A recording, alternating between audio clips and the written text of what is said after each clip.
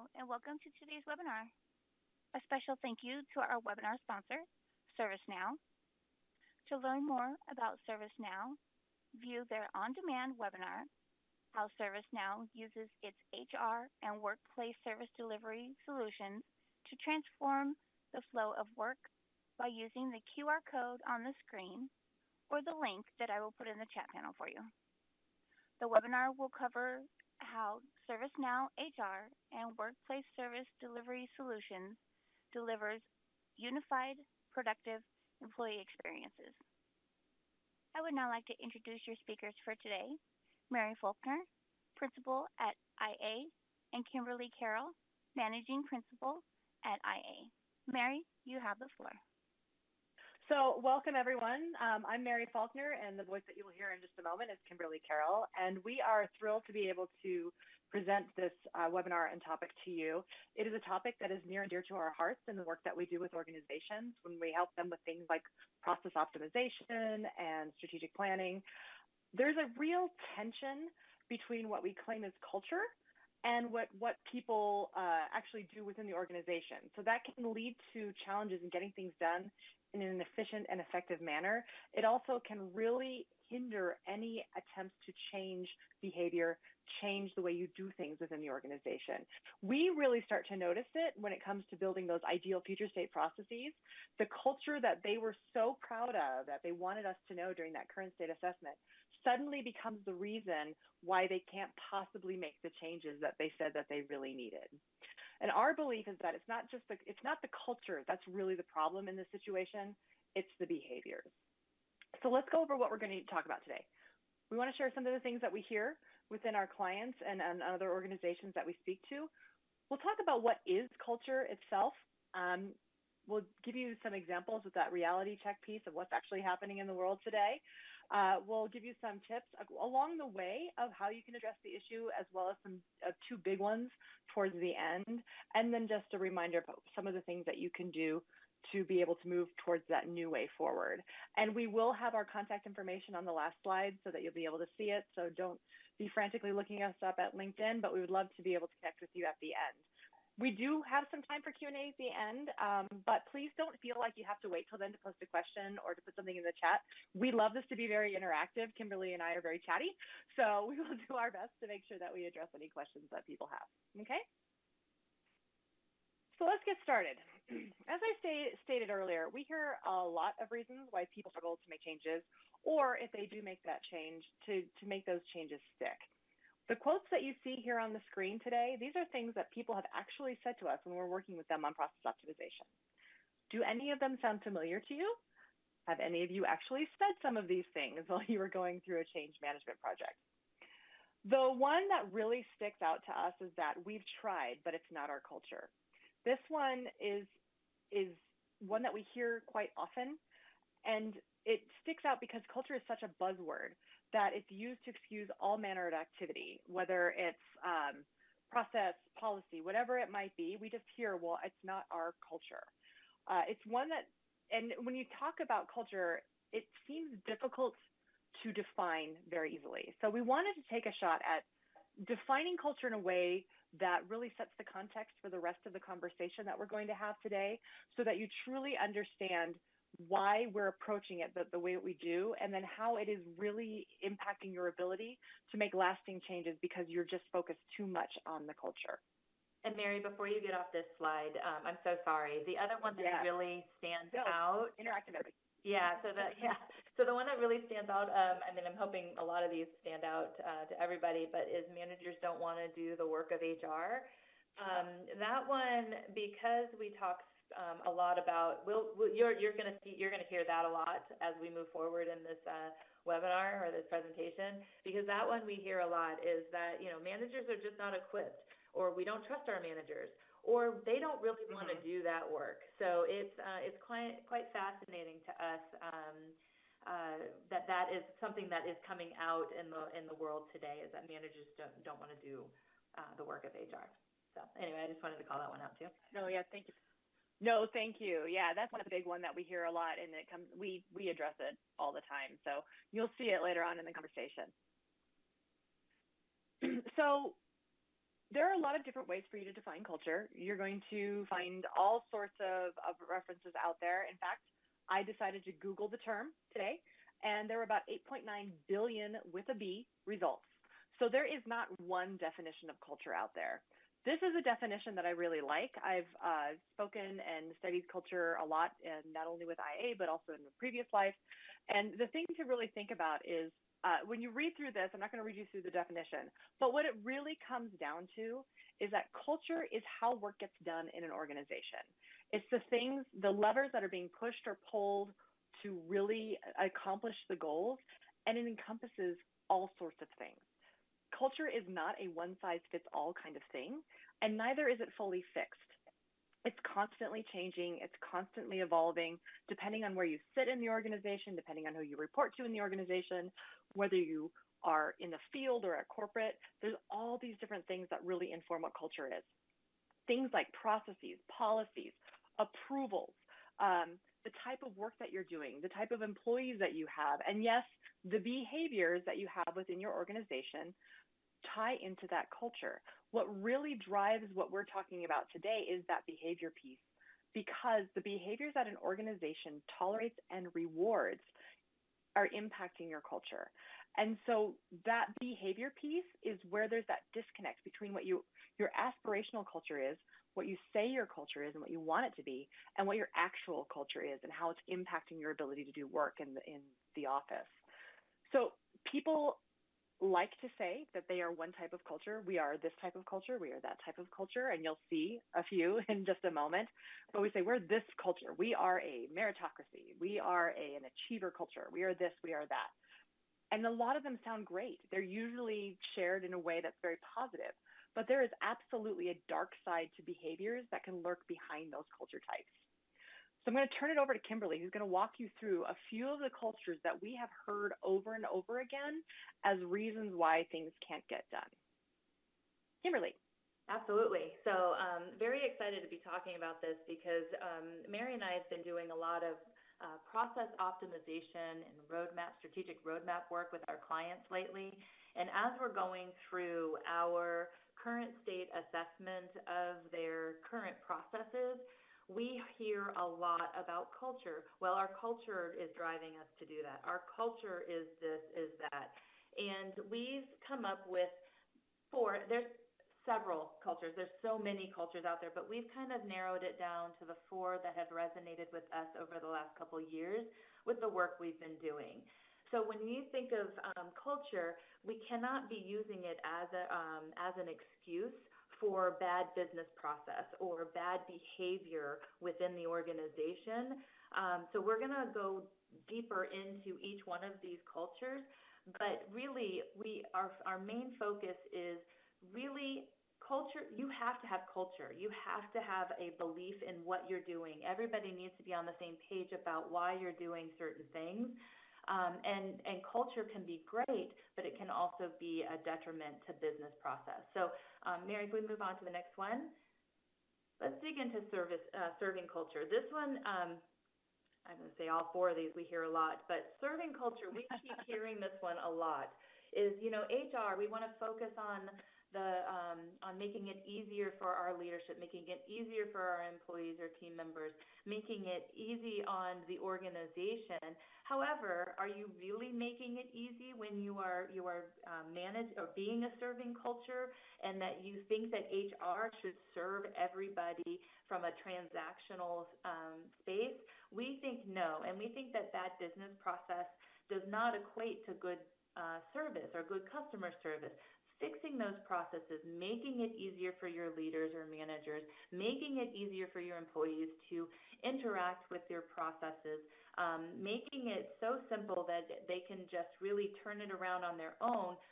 Because when you think about a serving culture, we have a client today that they have forms, a la carte forms everywhere, right? And when you're an employee, if you have to go and put in information into a form and then send it off to the abyss, you're not really sure what's going to happen with it, when it's going to be implemented, or when the change is going to happen. What we really see is that really, if you build the process so that the employee or the manager or the leader can really do it and start it off on themselves, then behavior is that they are now self-serving, and then that HR can actually really focus on the things that really matter, the real serving culture, helping with talent, helping with other things like that. So anyways, we feel like serving culture, I think we've got an understanding of serving culture as HR is doing everything versus not allowing the business process to really be better for the end user and the customer. Yeah, and just to add to that, we talk about self-service all the time, and the serving culture piece comes up to say, we want them to focus on being a manager, and we understand that, but the reality is that they're doing the work anyway. They're just not doing the work in the system or whatever it might be. So they're calling HR. They're telling HR everything that they want to have happen. They're sending an email. They're leaving a sticky note on a desk. It's still happening. So, and that there might be that feeling of personal connection because they know the HR person, and you can still build those relationships without sacrificing good business process. Fantastic. All right, accuracy culture. And I'm sure a lot of people, and I know that in my past history and at other companies, I've also had this challenge where you have this accuracy culture. So have you ever been punished for making a mistake? So then they build policies or procedures that really hinder progress, right? So how many audits and rechecks have to be done when you're deploying a system? What are all of the checks that you have to do? Yes, there needs to be a life cycle for development and stuff like that, but I had a client once. We were process mapping, and I'm get to the solution. I can't help myself, but we were process mapping a current state process, and they said, well, we go in, we run this audit, and we verify, and my first question was, well, how many times has it popped a result? And the answer was, well, not in the last 5 years. So for us, but something happened 10 years ago, and we put this audit in place. So now we have to do this audit, go on and on and on. So, why? Why are you doing that?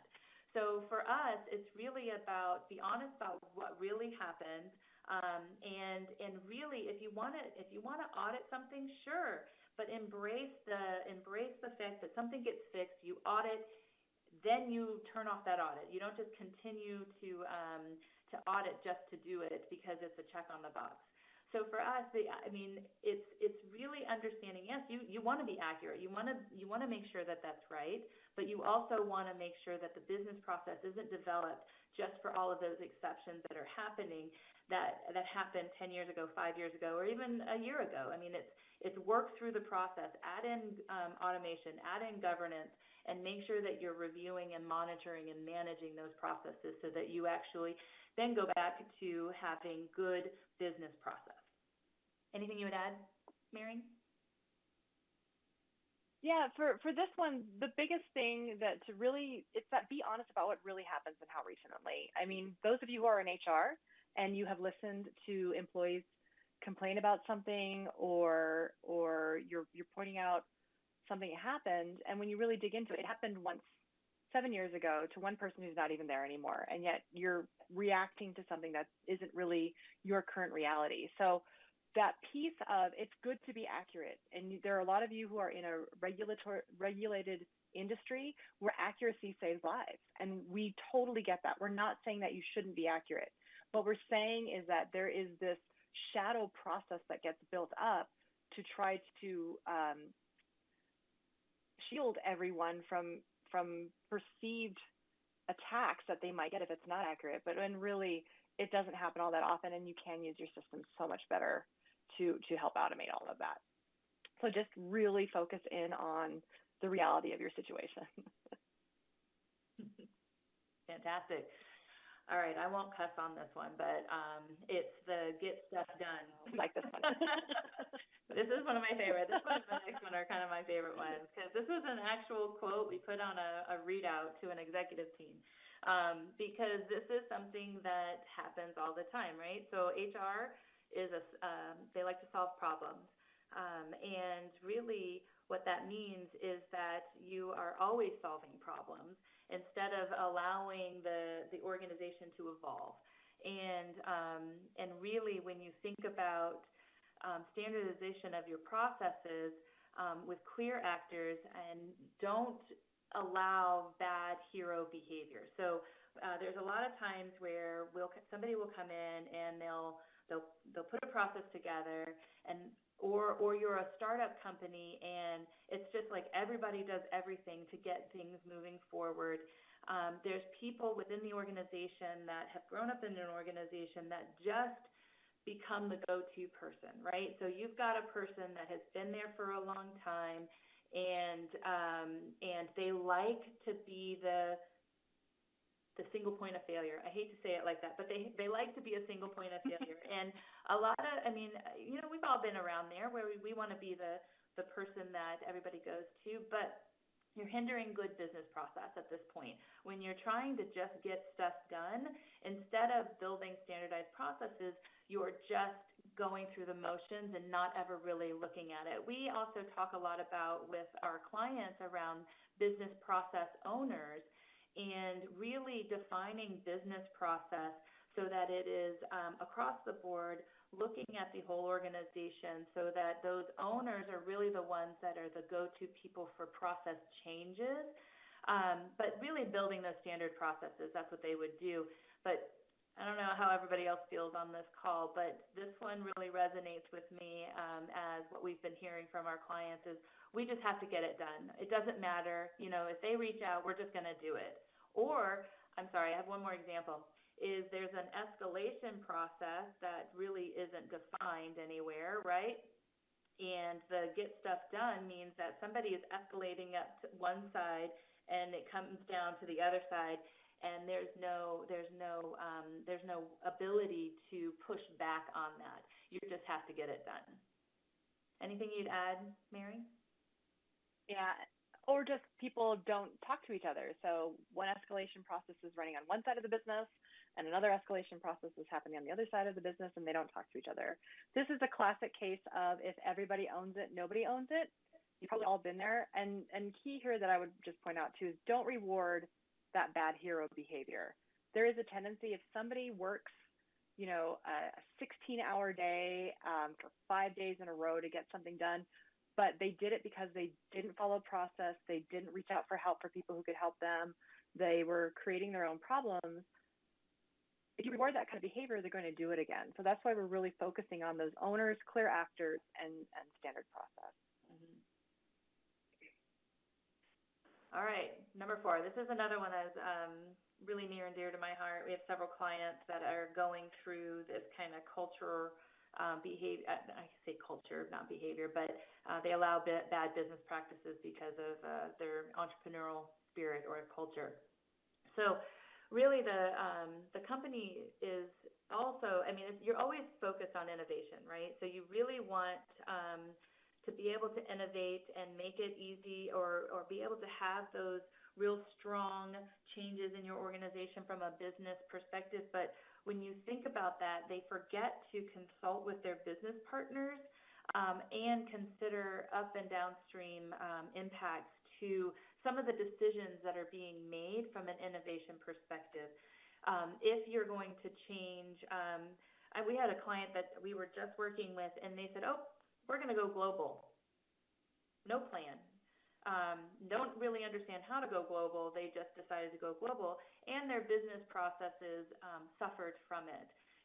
When we were looking at their current state right now, and you can see where the break in that decision-making process really happened is, yes, we're going to go global. We're also going to centralize our HR function. However, we didn't optimize our processes to be able to do that. So what we're saying is regardless of your entrepreneurial culture, definitely break down those silos, build those relationships, embrace governance, and focus on conflict resolution.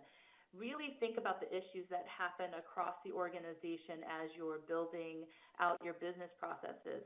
Just because you're entrepreneurial and innovative doesn't mean that you have to have bad HR or business processes behind that. You can embrace I mean, you would think that innovation would be great, right? So deploy bots, deploy other things that help you through it, but don't let entrepreneurial culture drive bad decision making and processes that you can't support on the back end. So would love for clients, our clients, because as I said, we've had a couple clients in this where they've deployed applications, they've deployed platforms without optimizing their processes, and then that's when all heck breaks loose. I won't say the real word, but all heck breaks loose. So, Mary, anything you'd add on that one? Yeah, and I say we need, and listen, we're not immune from any of these. The innovation one, especially, even in our firm, we love to reinvent ourselves all the time. We are driven by how do we improve? How do we make sure we're doing a good job? How do we make sure that we continue to evolve the way that we approach our work, which is fantastic. And that's part of the reason why I love working for IA, is because we really do embrace that. We live it. What happens, though, is that we're each working on different projects, and we come up with a new way to do it for that project. And then we don't tell anybody that we've made that update, or we save it on our desktop, or we don't sit down and say, okay, well, how is this going to impact for a different type of project? So we don't want to pretend that we've got this all figured out. We continually deal with this. So some of the solutions that we are sharing with you, they're ones that we're currently implementing within ourselves. Putting together that governance process to make sure if we make a change, let's all talk about it and say, does this make sense? Is this a one-time change, or is this a permanent change?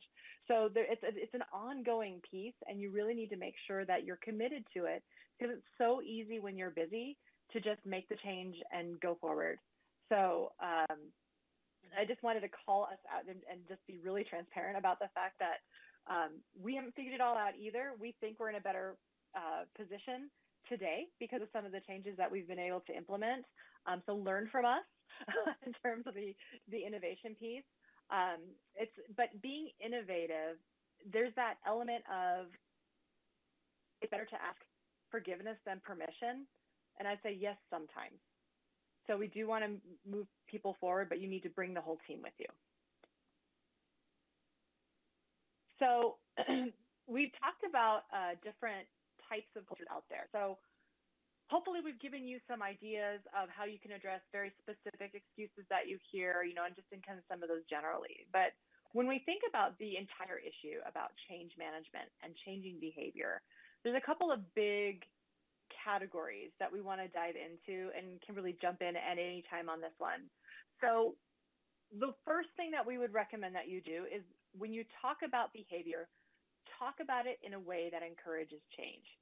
You don't want to say, that's stupid. You don't want to say, what the heck are you thinking?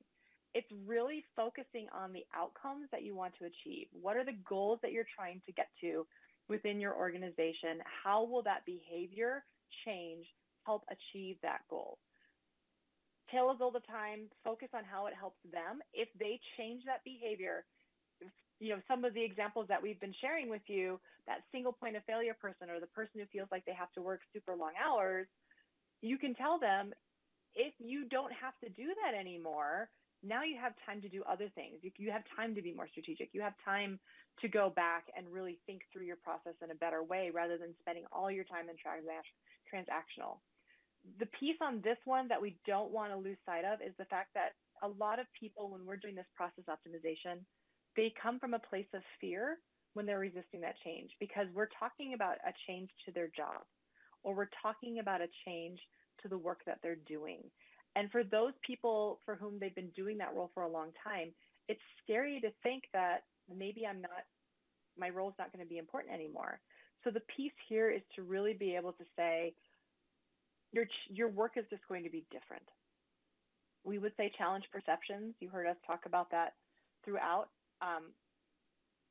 Address outliers as outliers. So when we talk about standardizing processes, we always say build a standard process, but also build an exceptions process, because no process is going to handle 100% of the things that you're doing. So make sure that you're able to build that exceptions process. Share examples of other companies that are doing the process that you want them to move to. In our work with organizations and with some of the clients we even have today, they ask a lot of times, well, is anybody else like us doing that today? We've always done it this way.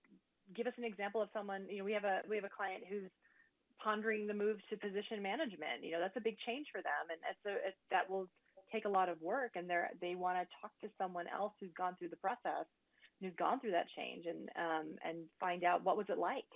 How do we do that so that they have a little bit more information and they can internalize that piece a little bit more? And then the last two really tie into those bad actors. If you have people who, despite everything else that you've been doing, you've brought them along, you've communicated to them, you have to think through and ask yourself, are they really the right person for their company? Are they really going to be able to embrace the changes that you're trying to make and live the new values that the company is trying to uphold? And sometimes that means having a difficult conversation, and sometimes that means making a difficult decision. But at the end of everything, a bad actor is going to make themselves miserable, and they're going to make everyone else miserable. So maybe help them find a new role elsewhere where they can find a place to thrive if they're not able to do it within your organization. Kimberly, is there anything you'd add on this slide? The only thing I would add is back to a beginning point you made is really this is all focused on a really good change management effort. So as changes are happening within the organization, if you want to really talk about how you change behavior,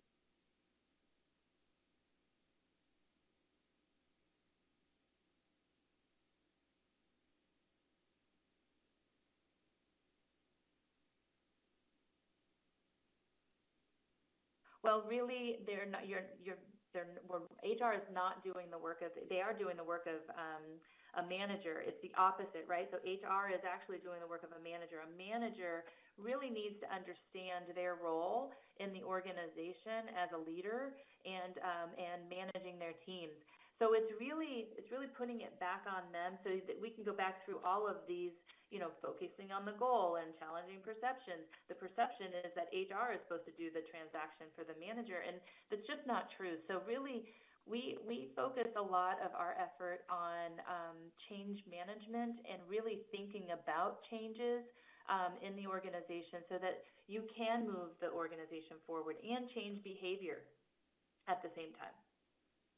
Yeah, good call out. I mean, change management needs to be happening from the very beginning. Too often, anytime you do any kind of transformation, or big or small, change management is and now we do change management. You should start it as soon as you have figured out you need to do the transformation. Start your change work right then and there. And just a quick clarification. When we say bad actor, sometimes those people can turn into your best champions. So don't immediately abandon them. Do the work with them to see, because a lot of times when I've done, I was in-house HR for a long time, and when we had to make a big change, I would gather my biggest dissenters and turn them in and show them everything. So what do you want? What do you not like about it? What doesn't work? What do you think the problems might be? And then a lot of times because they were listened to, because they were part of the process, they then became the biggest champions to say, hey, I was one person who was super skeptical, but now I'm a huge advocate for this. We have one client, and Kimberly, you probably know who I'm talking about, on the payroll side of things. When we first started working with them, big clash, like nothing was going to work, nothing was great. We went through the process, and now this person is one of our biggest advocates within the organization. It's really funny because I was going to bring that same one up. Sorry. I love it. Yeah. Go ahead. I don't know if you want to add anything about that one. Yeah, so I was going to bring that up is that, when we first met with them, it was, and payroll is a hard one, right? Because payroll, you become a payroll professional, and it's hard to change and get out of that, because one is you get beat up quite a bit in payroll because you don't, nobody's thanking their payroll department for paying them correctly or on time. So anyways, it was a client that we really struggled for a little bit, and now they are ready for the change. They're ready for moving forward.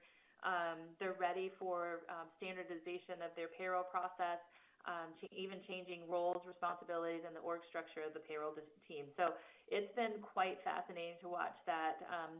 I wouldn't call her a bad actor, but that person and watching them change through the evolution of their journey to where they are now. Absolutely. So the other big piece with, when you're going through change, and a piece that tends to not happen, is you have to hold people accountable. Remember when I talked about culture, the definition of culture, a simple way to think about it too is behaviors that you both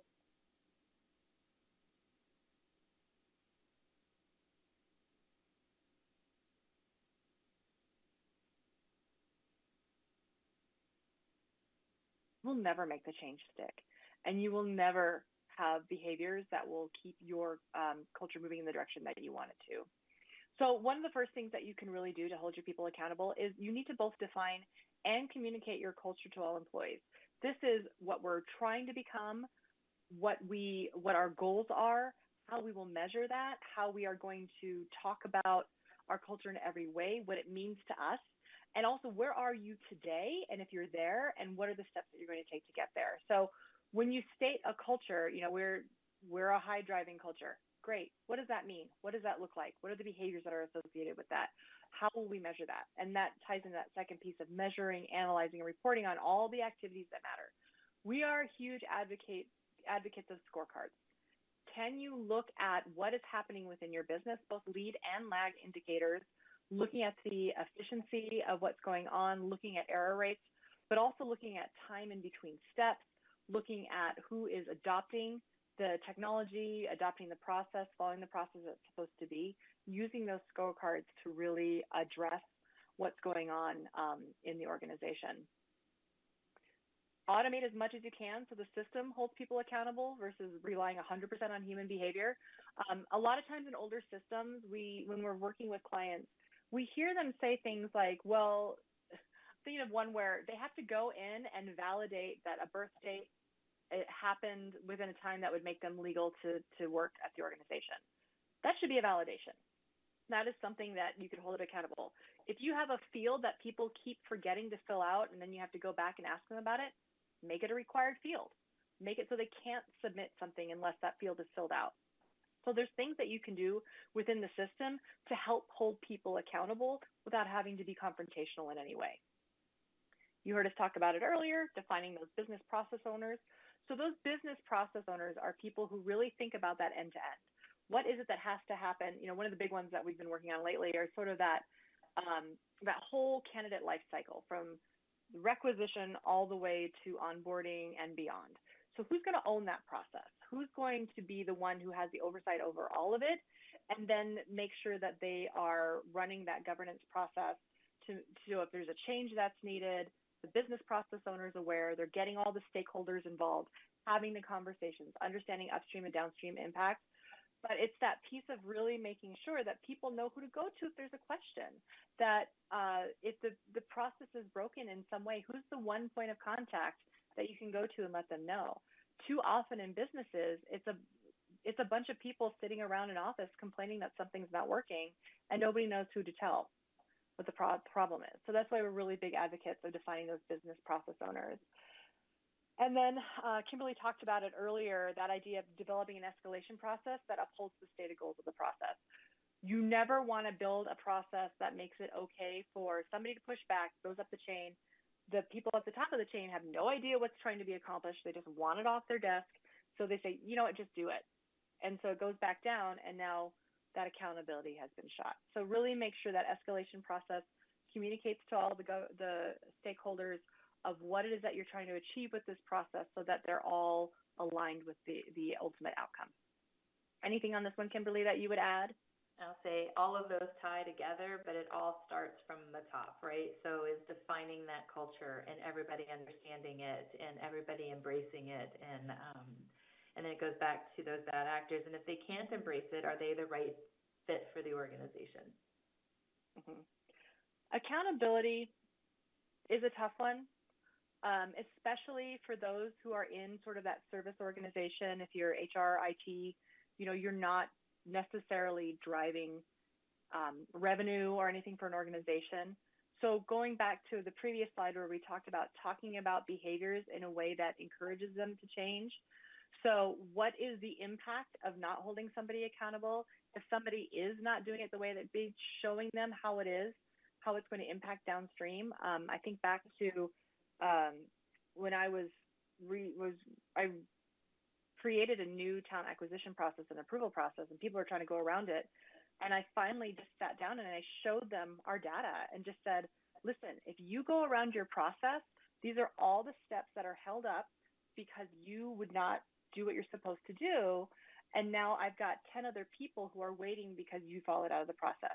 Do you understand what that impact is? Do you need more help understanding what we're expecting of you? And you can do that with executives. It's just all how you approach it. But you need to have that data. You need to have those scorecards, and you need to be able to show them what the impact is. So accountability is tricky, but it's absolutely important. So we talked about a lot of things on this. So when you think about moving towards a new way, and this is sort of the summary slide. So if you have any specific questions that you want to ask us and tie back to anything, please start adding them to the Q&A right now.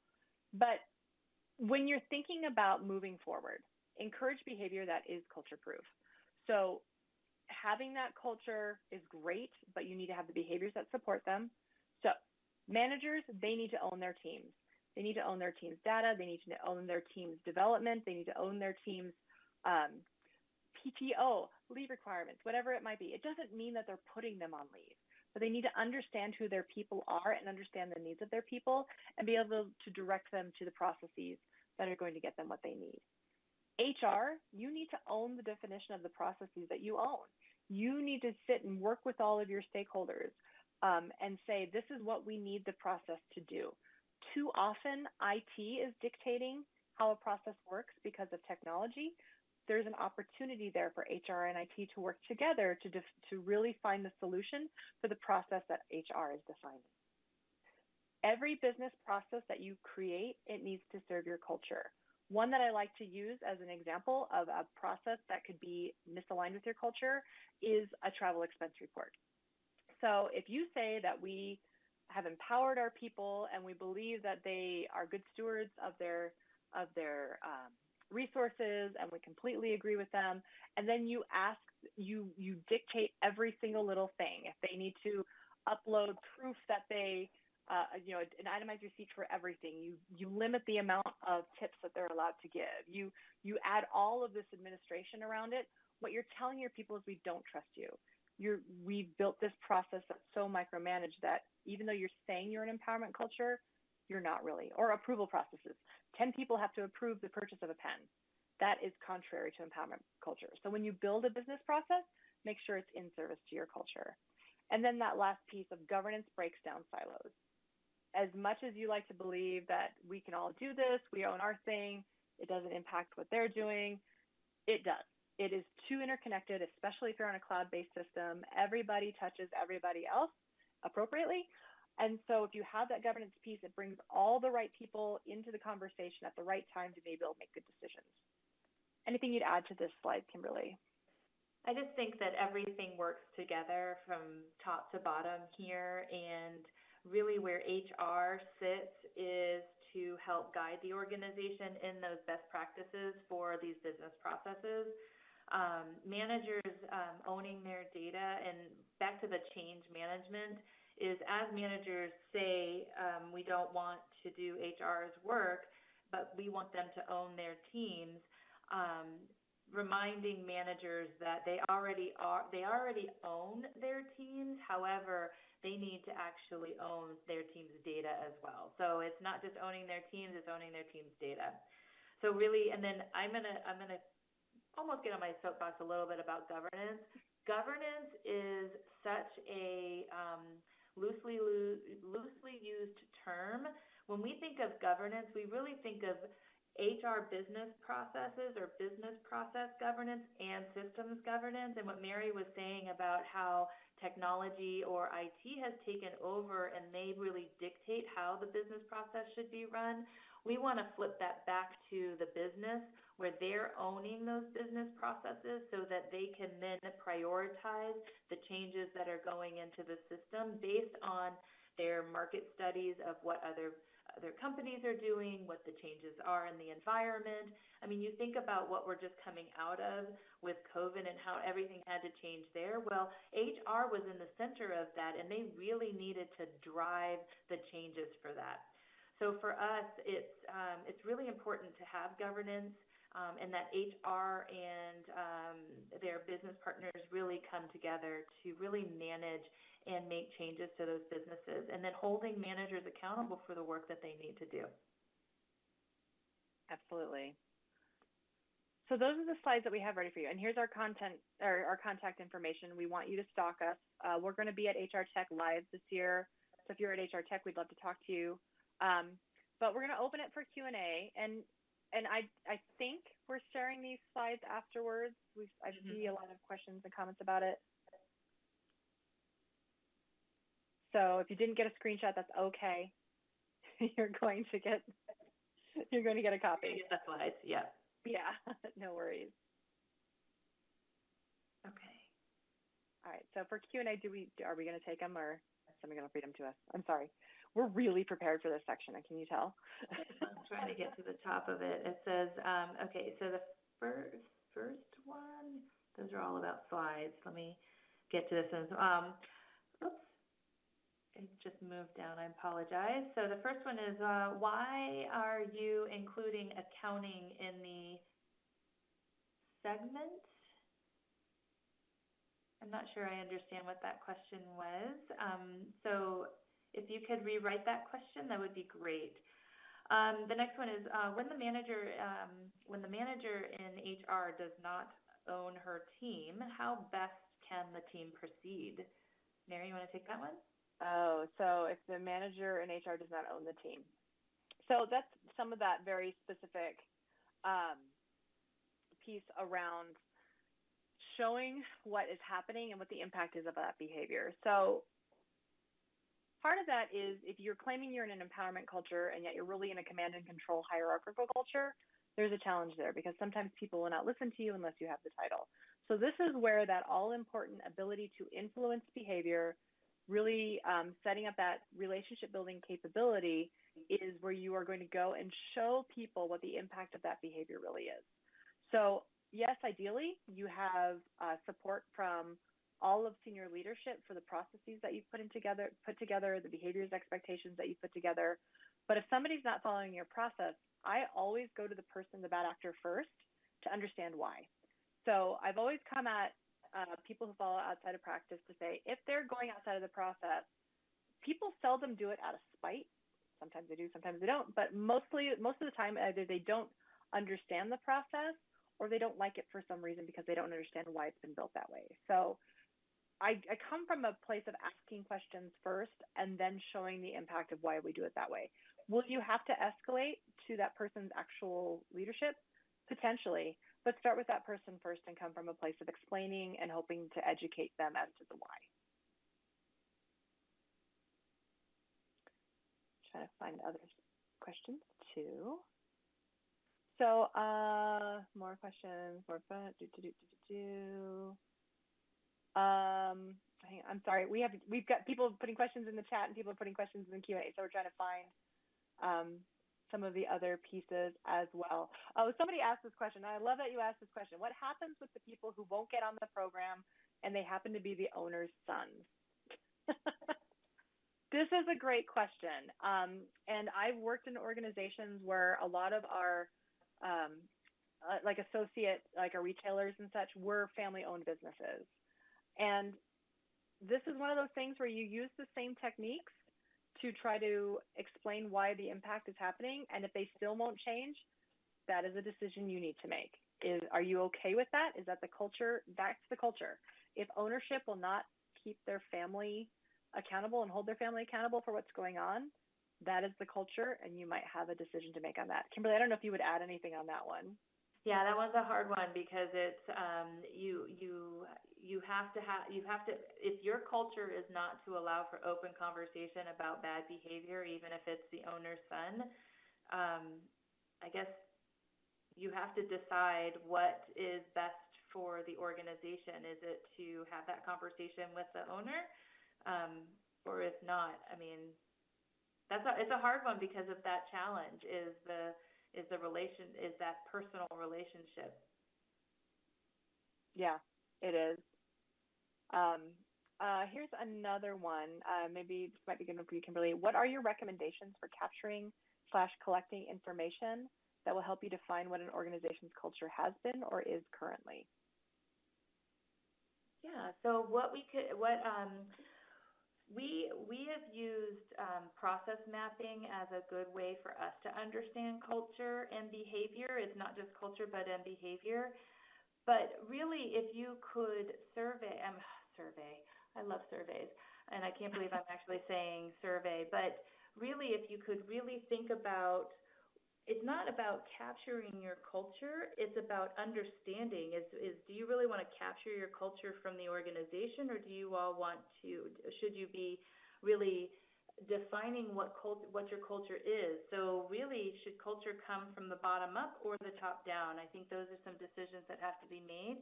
But I'm not sure you would let me retract the survey thing. Is maybe you survey the organization about what you think the culture is at the organization, so you can understand how to change if you are willing to or looking to change the culture within the organization. So really, it's capturing the sentiment of the organization through sentiment analysis, and then defining what that new culture would look like. Mm-hmm. And for those of you who are assessment driven or have the budget for it, there are some good culture assessments out there, but really the reason why we're hesitant to say survey all the time is you have to really dig into what's happening. So even with a good assessment that's written really well, it's still a little subjective. So it's great to get that information. There are some good ones out there that can tell you if you're a traditionalist, a contemporary, or a futurist culture. There are ones that will tell you if you're a relationship culture. There's all these different standards that it can measure you against to tell you what kind of values and behaviors are happening within the culture. Some are values-based, some are behaviors-based, some are activity-based. So you just have to really do a lot of research about what kind of assessment fits for you. The reason we like our approach a lot is because we're really digging into what's actually happening. And we don't always talk about it in terms of culture. So it's the Heisenberg principle. If you, in the act of measuring something, you actually change it. So we don't always say we're measuring your culture. We're learning about how you get your work done. We're learning about how people interact with each other. We learn a lot about the relationships between different departments and how that's working. So there's different ways that you can do it to get that benchmark piece. If you are an assessment-driven culture or an assessment-driven organization where people like to see a report, you can go that route. We like the down and dirty, find out what's actually happening, have the conversations, and then identify themes that you're hearing throughout the business. This is a good question too. I like this one as well. I mean, it's hard to read all of them all at one time. So I know. But it says, what is your message to HRBPs who have been used to managing transactions for their clients, and what kind of behaviors are they supposed to do in the future state? They hear we should be strategic. But what does that mean? Do you want to take that one, Mary? Oh my gosh, that is such a great question. Yeah. Yeah. So the first thing, like I said, sometimes you just have to address the fear that they're feeling that their importance is going to go away. A lot of organizations call HRBPs that role when really they are maybe a generalist, but sometimes they're almost like an analyst or an associate who's just doing, they take orders from leadership and then they make it happen. So really understanding what that initial dynamic is, defining for them what a true business partner does in terms of building the relationship with your leadership team, being able to sit in on the business, understanding the business. A lot of HR people grew up through different areas, so maybe they didn't study HR, or maybe they never worked in HR before and they just found themselves in HR, and so they don't understand business. So helping them understand just the business itself so they can feel more strategic, and then showing them, defining what their role is going to be. So we do a lot of work also in the operating model space, and that's really talking about how do you, building a shared services center where a lot of that transactional work is done, which is great because you can build efficiencies that way. And then showing them now that you're not doing that work, you get to sit with your leadership and talk through strategy. What is your succession plan? What does your business bench strength look like? What are some of the strategic goals the organization has? How can I help you achieve that through people? Do you need training? Do you need some organizational development interventions? All of that element. So you're taking the transaction, but you need to show them what the new normal is going to look like, or else they will cling to that transactional work because it's everything that they've always known. Would you add anything to that, Kimberly? Yeah, so I think that what we're really saying is that we see that HR VPs really need to help the organization with that kind of attract and retain, and what are those things that, there's another question in here about learning and development, and I'm sorry, I was scrolling through them, but how do you train your managers? So there's several questions about how to get these managers up to speed too, that's the work of the HRBP. That's the work of that to help the organization from a talent perspective to truly train managers in a way that managers need to be trained to become good managers.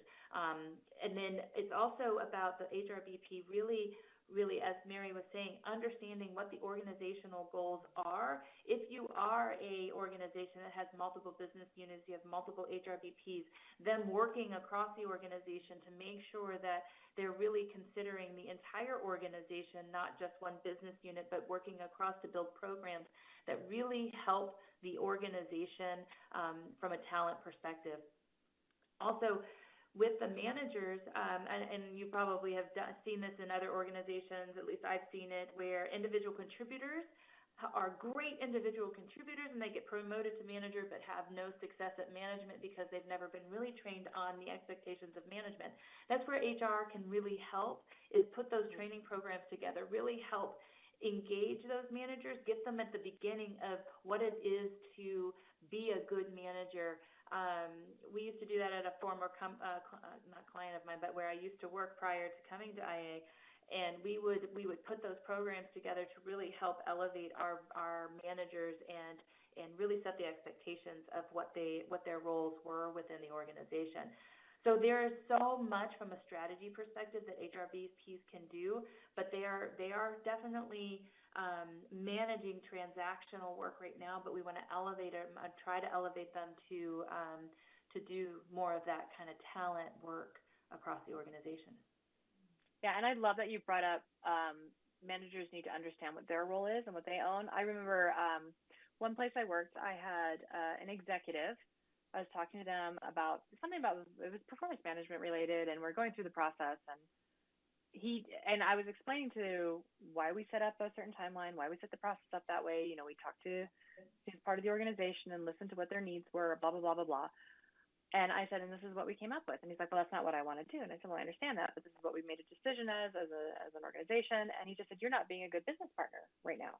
I was like, how do you define a business partner? His definition of a business partner was, I tell you what to do and you do it. And that was his understanding of it. So that's why we had to have a really pretty in-depth conversation to explain, here's what my role is and how I help you achieve the goals that you're doing. But it's not just your goals, it's the organization goals. And it's not just how you want to do it, but how everybody needs to do it and do it aligned in a way that's going to move the entire organization forward, not just you personally. So there's a lot of things that you have to do. But as a person in my role, I had to be comfortable with having that conversation. And when you're thinking about moving your HRBPs to a more strategic role, getting them the skill set to be able to have those conversations. Even I couldn't say, here's a training you can take to go be a better HRBP. There's lots of different things that are out there. There's all these different elements, but give them an opportunity to practice. That's one of the bigger things that you can really do there. Let's see, I saw another one that tied to managers. How do you help encourage and drive ownership for managers for everything else, but they don't own their own budgets and P&L? Do you want to take that one, Kimberly? Certainly. So I am a firm believer that it doesn't matter if you own budget or P&L. If you're managing, if you've been elevated to manager, you have a bigger responsibility. I say bigger responsibility, but of course budget and P&L are important, but you have a big responsibility to lead people now. And that's the encouraging. And I think it goes back to the conversation we were just having about how do you train managers as you're elevating them into these roles, into being leaders. It's not just about managing your people and doing a checklist. It's about how do you now develop your team, your function, and continue to move them forward as well. So I don't know if it's really tied, if I would tie it to budget and P&L and owning that, because there are some levels of the organization, even in large organizations, where a manager may have indirect managers or indirect reports. Those managers might not have P&L responsibility, but they're in line for that role. So eventually they'll get there, but they have to train their successor. So I think that managers themselves need to be trained, and regardless of their P&L responsibilities, that they need to still own their teams, still own the development of their teams, and continue to move the organization forward. Great. What do you think? I agree. I've got nothing else. So there are so many great questions. I think we have time for one more, and I really like this one because it kind of ties back to our business process owner piece. Have you found that there are processes where the ultimate outcome is owned by multiple people? For example, the learning COE creates compelling content and advertising materials, but HRBPs own the communications and registration. In this case, is it shared accountability? So no. So when we talk about business process, there is a single owner. So when you have a COE model, that COE truly owns the business process.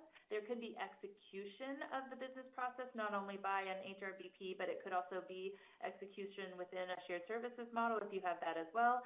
They work together, but the COE really owns the business process and making sure that the business process is what they want. That doesn't mean that the HRBP isn't working with their business unit and getting and building strategy. They're working in tandem. They're working not in tandem. They're working with the COE to provide requirements and changes and recommendations for changes to the business process. But the COE really owns the business. If that's who's defined as a business owner. But typically when we define business owner, it's only one. It gets muddy. So there is a process out there, and I know you just talked about learning, but there is a process out there that gets so kind of squirrely, and it's onboarding. Onboarding is the process that we're challenged with the most for ownership from COE to HRBP to shared services or to operations. And who owns that. But we believe that one owner should own the process definition end to end, but there can be additional execution partners on it. Absolutely. And I think we're out of time. And there's so many great questions, and I wish we could answer them all.